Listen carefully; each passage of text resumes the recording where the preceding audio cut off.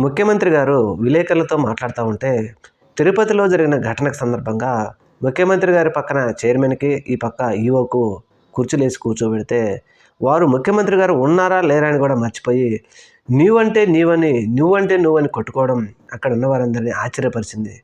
ఎందుకంటే తిరుపతిలో జరిగిన ఘటనకు ఆ బాధ్యులు నువ్వు నాకేం చెప్తున్నావు అని చెప్పేసి పెద్ద ఎత్తున వారు దుర్భాషలాడుకోవడంతో విస్తుపోయిన చంద్రబాబు నాయుడు గారు.